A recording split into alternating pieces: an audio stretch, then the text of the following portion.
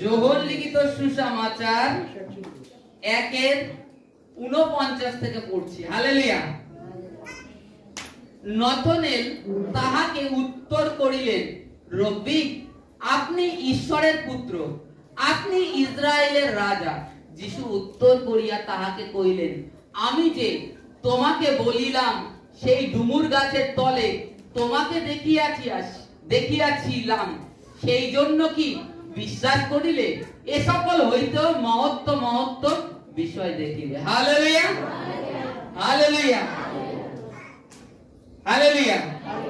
আমরা নথনেলের নাম জানি, কিন্তু নথনেলের আসল নামটা কি আমরা জানি? নথনেল, এখানে লেখা রয়েছে নথনেল, এর আসল নামটা কি জানি কেউ? হালেলুয়া।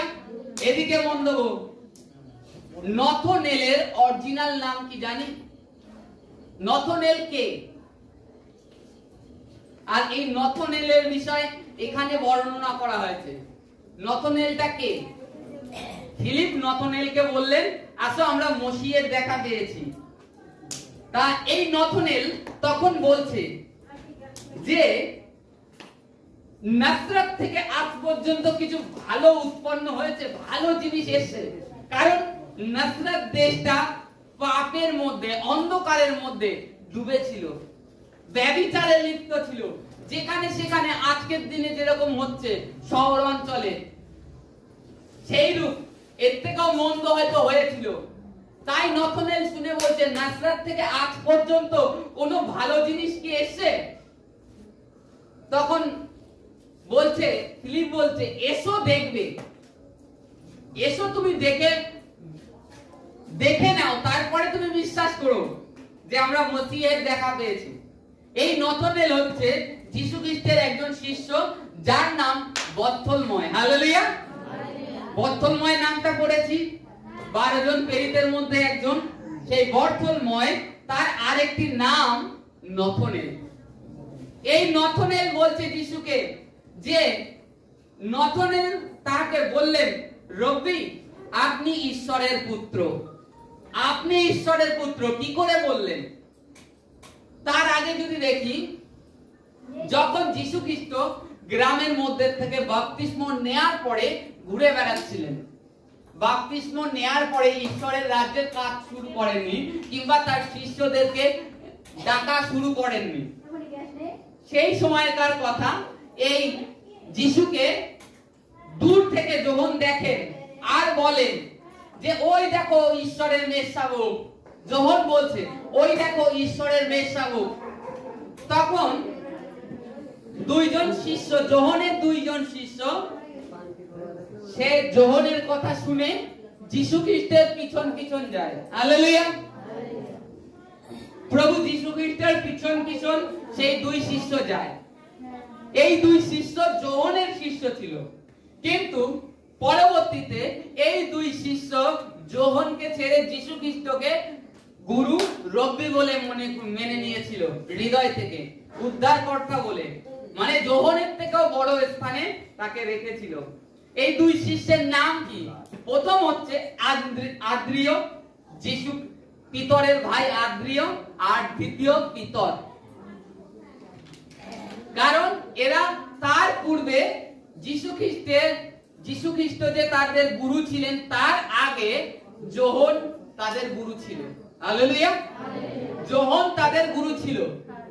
তখন এই দুইজন যীশু খ্রিস্টের পিছন পিছন যায়, যে দেখে যে তিনি এক জায়গায় যাচ্ছেন, যিশুকে জিজ্ঞেস করছেন যে, রব্বি, আপনি কোথায় থাকেন?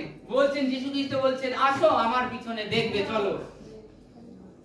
তখন এই আদ্রিয় আর পিতর আবার ফিলিপের দেখা পায়, বলে, আমরা মসিহের গ্রন্থে ঈশ্বর যে বলেছেন যে ভাববাদীর কথা, উদ্ধারকর্তা পাঠাবেন, সে তার দেখা পেয়েছি, আসো দেখবে। ফিলিপ দেখে হ্যাঁ বিশ্বাস করে। তখন ফিলিপ নথনেলের দেখা পায়। হালেলুয়া। ফিলিপ নথনেলের দেখা পায় আর নথনেলকে বলে, তখন নথনেল বলছে যে নাসরত থেকে আজ পর্যন্ত কোনো ভালো জিনিস উৎপন্ন হয়নি, তা কি করে আসতে পারে?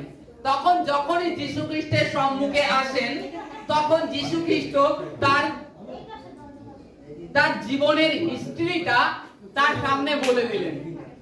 হালেলুয়া। ভাগ্যে বন্ধ, মশা এত হয়নি, টপাস টুপাস করে পড়বে, এত মশা হয়নি এখানে। দুই একটা হয়তো হয়েছে, কিন্তু ওই দুই একটা মশার জন্য আপনারা যেভাবে নড়াচড়া করছেন, মনে হচ্ছে মশার থেকে আপনারাই বেশি ওদের ডিস্টার্ব করছেন। হালেলুয়া। এই নথনেল কি হয়? এই নথনেল তখন বলছে নাসরত থেকে এমন কোনো কিছু ভালো জিনিস উৎপন্ন হতে পারে? তখন যিশু উত্তর করে তাকে বললেন, দেখুন 50 লেখা রয়েছে, যিশু উত্তর করিয়া তাহাকে কইলেন, আমি যে তোমাকে বলিলাম সেই ডুমুর গাছের তলে তোমাকে দেখিয়াছিলাম, সেই জন্য কি বিশ্বাস করিলে? হালেলুয়া।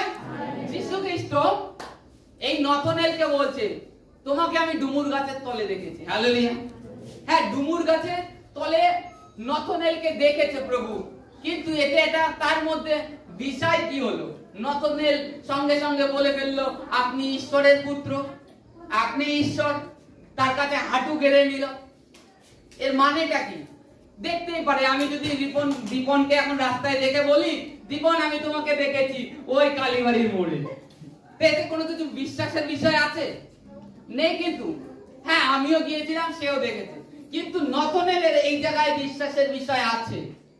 কারণ নথনেল যখন ডুমুর গাছের তলায় প্রার্থনা করছিলেন, আশপাশে ফাঁকা, চারিদিকে কোনো লোক ছিল না, দূর দূরান্ত অবধি কোনো লোক ছিল না। নথনেল একাই প্রার্থনা করছিল। কিন্তু প্রভু যীশু খ্রিস্ট বলে দিচ্ছে, তুমি অমুক জায়গায় প্রার্থনা করছিলে। তার মানে কি? সে ভবিষ্যৎবক্তা, সেই মসিহ। নথনেল তখনই বুঝে গেলেন, ইমা আমি তো প্রার্থনা করছিলাম একা, ওখানে কেউ ছিল না, দূর দূরান্ত অবধি কেউ আমাকে দেখেও নি, কিন্তু অথচ ইনি বলছেন আমাকে ডুমুর গাছের তলায়। ডুমুর গাছটা প্রভু তাকে বললেন, এমনি বলতে পারতো প্রার্থনা করছিলে তাই দেখেছিলাম, কিন্তু কোথায় করছিলে? ডুমুর গাছের তলায়। সেইটা যখন বলে দিলেন, তার জীবনের ডাটাটাকে তার সামনে রেখে দিলেন, তখন নথনেল হাঁটু গেড়ে নত হয়ে বলতে স্বীকার হলো যে হ্যাঁ, আপনি প্রভু ঈশ্বর, ইসরায়েলের উদ্ধারকর্তা। তখন যিশু শেষে বললেন, তুমি তো আজকে সামান্য এইটুখানি দেখে আমার প্রতি বিশ্বাস করলে, কিন্তু এর থেকে বড় বড় বিষয় দেখবে, স্বর্গ খুলে যাবে, স্বর্গের দূতরা আসবে, আবার উপরে যাতায়াত করবে। কার উপর থেকে? আমার উপর থেকে, আমার মাধ্যম থেকে স্বর্গদূতেরা আসা যাওয়া করবে। আর আজকে আমরা প্রার্থনার উত্তর কেন পাই? প্রভু আমাদের জন্য স্বর্গের রাস্তাটাকে খুলে দিয়েছেন। তার জন্য এই উদাহরণটা এখানে দেওয়া আছে, স্বর্গ খুলে যাবে। আর নথনেলের জীবনের হিস্ট্রি বলেছিলেন।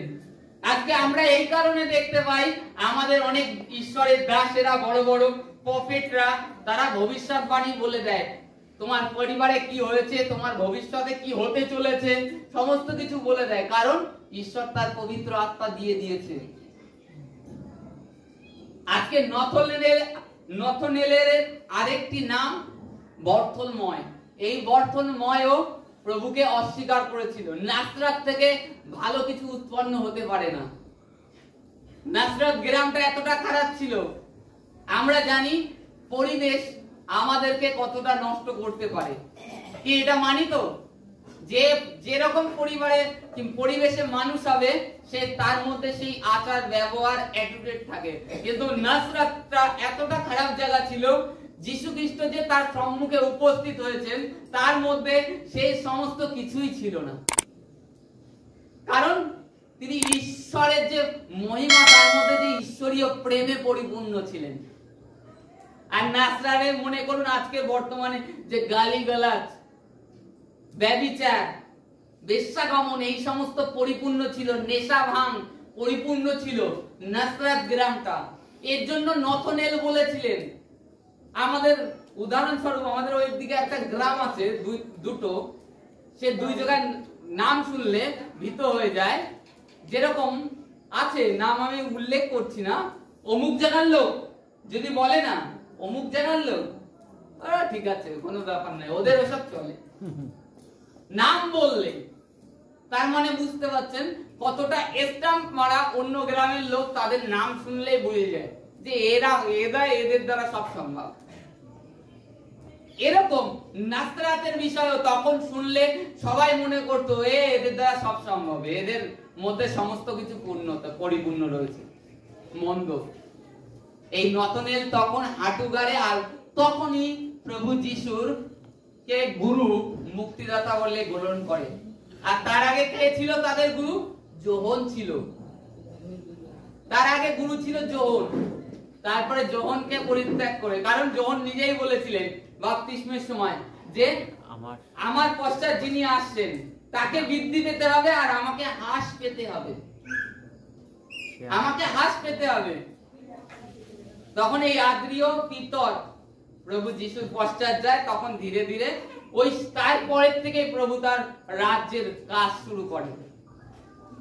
আর নতনের